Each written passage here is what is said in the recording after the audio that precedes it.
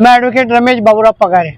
आज कोर्ट में CR number 138/2025 में आरोपी इमरान अहमद, जमशेद अहमद इनको जन्म दाखिले के सिलसिले में लाया था कि इनके ऊपर ऐसा आरोप है कि इन्होंने नकली कागजात बनाए और वो पेपर में उन्होंने दिए थे दैनिक बाले किला में।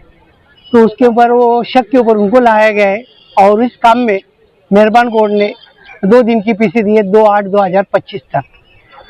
अभी ये जो कुछ भी मामला है ये खाली शक के ऊपर है। अभी इसमें कोई रिकवरी वगैरह कुछ नहीं है और ना ही कोई आरोपी का ऊपर कोई, खाली शक के ऊपर उसको लाया गया है। अभी उनको 2/8/2025 को मेहरबान कोर्ट में हाजिर किया जाएगा। इसमें कलम है 1 मिनट 318, 420 और एक्सेट्रा और कलम उसमें ने लगाए गए। और ये जो कलम लगाए गए हैं खाली शक की बुनियाद पे, बाकी इसमें कोई सहभाग नहीं है। अभी ये सिलसिले में बहुत सारे कम से कम 55 लोगों के ऊपर ये केस बनाई गई है। 55। इनका नाम किसी ने बताया है, कोई आरोपी ने बताया है?